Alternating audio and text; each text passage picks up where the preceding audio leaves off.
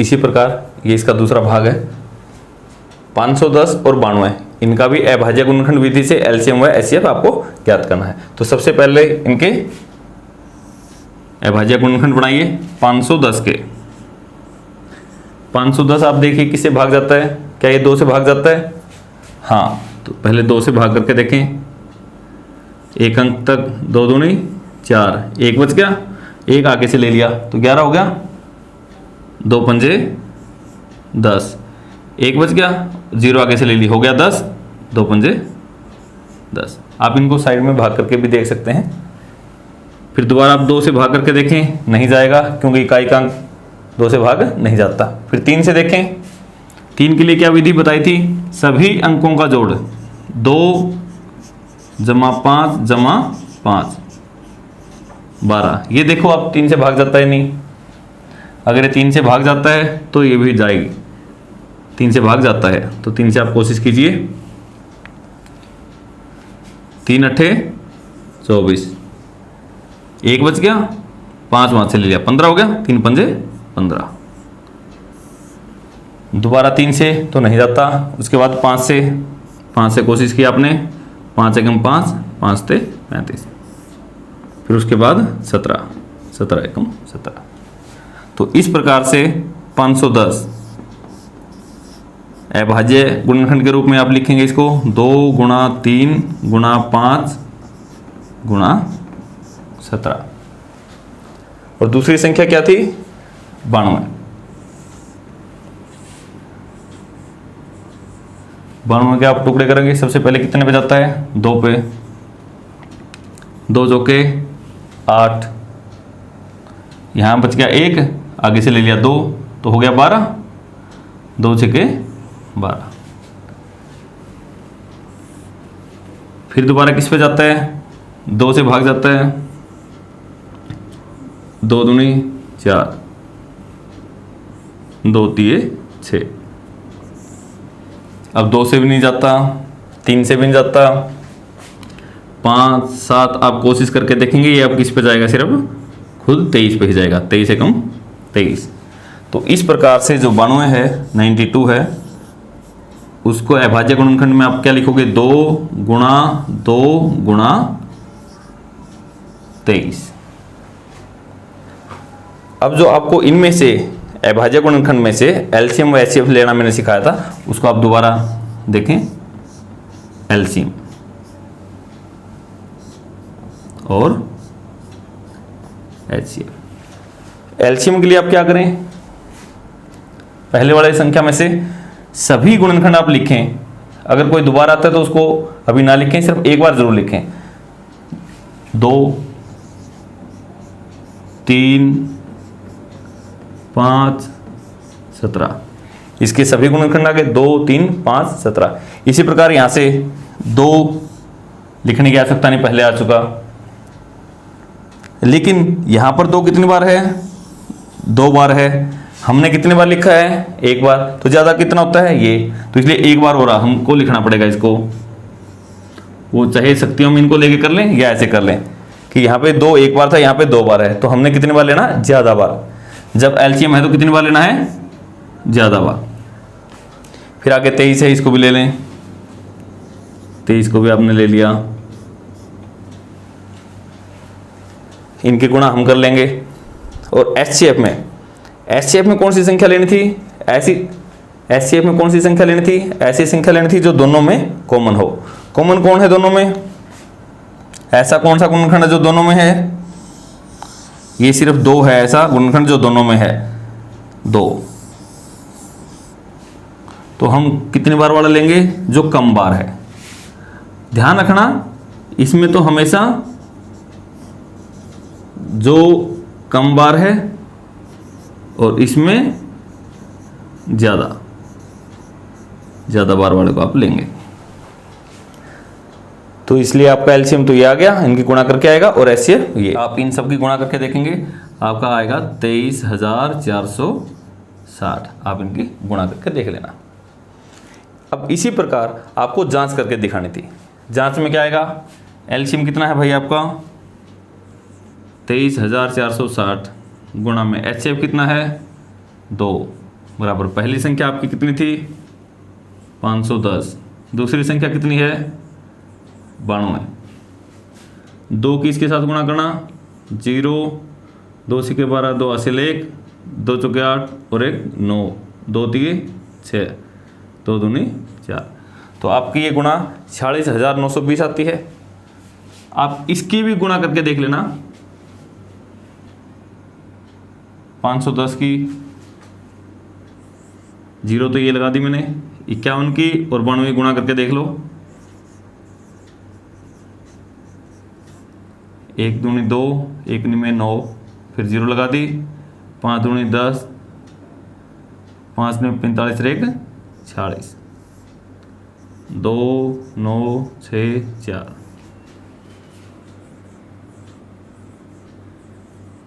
46 92 और 0 ये मैंने पहले लगा दी थी। तो अब देखें दोनों क्या है बराबर है। जब भी आप दो संख्याएं लेंगे तो इसको तो आप याद करें, जब भी दो संख्याएं लेंगे तो उन दोनों के एलसीएम और एचसीएफ की प्रोडक्ट या उनकी गुणा हमेशा उन दोनों की संख्याओं की गुणा के बराबर हो। यह आपका तीसरा सवाल। अभाज्य गुणनखंड विधि से एलसीएम और एचसीएफ आपको ज्ञात करना है, लेकिन यहाँ पर संख्याएं 3 दे रखी हैं।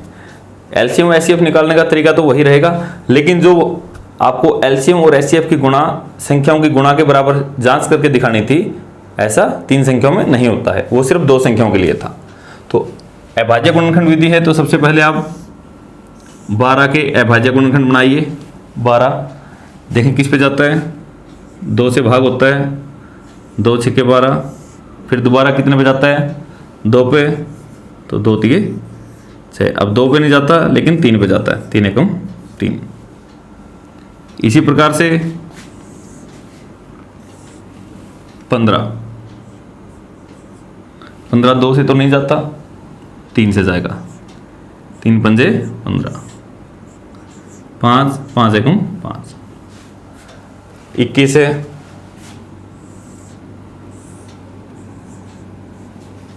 21 2 से नहीं जाता, सबसे पहले किस पे जाएगा 3 पे, 3 से 21, 7 किस पे गया 1। तो इस प्रकार से ये तीनों संख्याओं के हमने अभाज्य गुणनखंड बना लिए। अब लिख के दिखाएं इनको। 12 को आप क्या लिखोगे, अभाज्य गुणनखंड 2 गुणा 2 गुणा 3। 15 को आप लिखोगे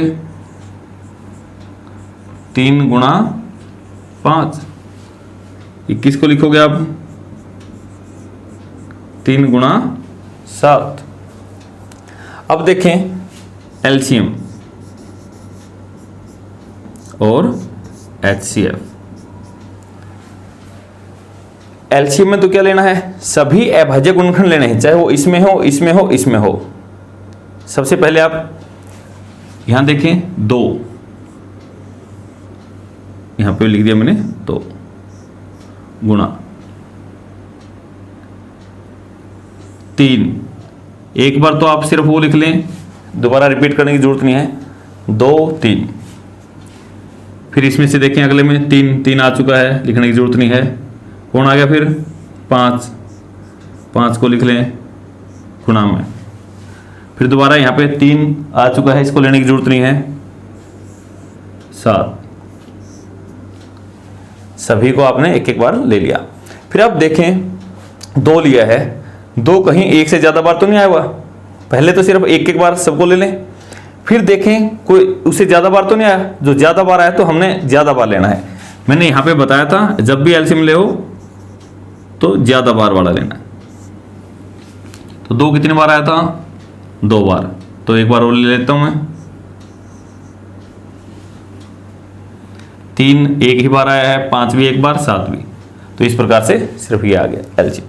गुणा करके देखें 2 3 6, 6 पंजे 30, 30 दूनी 60, 60 की और इसकी तो 420। इसी प्रकार से एचसीएफ में कौन सा लेते हैं, आपको ऐसा गुणनखंड लेना है जो सभी में हो। हमने यहां पे देखा जिनको मैंने मार्क रखा है, इनमें से देखो 2 इसमें नहीं है इसलिए नहीं ले सकते, 3 तीनों में है तो 3 को ले लिया। 5 को मार्क किया था, 5 भी तीनों में नहीं है इसलिए नहीं ले रहे, 7 भी तीनों में नहीं है इसलिए नहीं ले रहे। तो मैंने शुरू में ही जो अलग अलग प्रकार के थे सभी को मैंने मार्क कर लिया था, ये HCF लेने में आसानी। और अगर यहाँ पर रिपीट होते हों तो कितने बार वाला लेना है, कम बार वाला। तो ये एलसीएम आ गया, ये आपका HCF आ गया। ये है आपका फोर्थ क्वेश्चन। यहाँ पर 306 और 657 इनका HCF आपको दिया गया है 9 और इनका आपसे एलसीएम पूछा गया है। आपने अभी एक रिजल्ट याद किया था, एलसीएम गुणा HCF बराबर पहली संख्या गुणा दूसरी संख्या।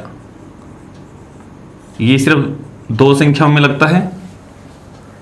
जब दो संख्या है तो उनके एलसीएम गुणा HCF की गुणा पहली संख्या और दूसरी संख्या के बराबर होती है।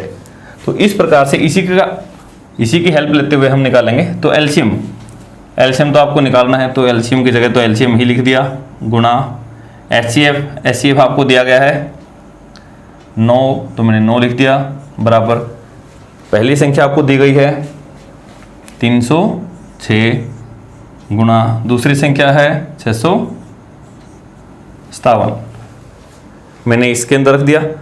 यहां से आप एलसीएम निकाल सकते हैं। एलसीएम बराबर 306 गुणा 657 बटे, जो ये 9 था 9 को आप बटे में ले आओ, तो 9 यहाँ पे आ गया। 9 से इसको अब देखो ऊपर कटता है, पक्का कटेगा। 9 एकम 9, 9 से 63, यहाँ पे बच गया 2 और 7 27, 9 3 27। तो आपका एलसीएम क्या आ गया, 306 और 73 की गुणा है। आप करके देख लें साइड में, 306 और 73 जब आप गुणा करोगे 3 से के 18, हासिल 1, 3 की 0 की गुणा 0 और हासिल 1 थी वो जुड़ गई, 3 3 3 9,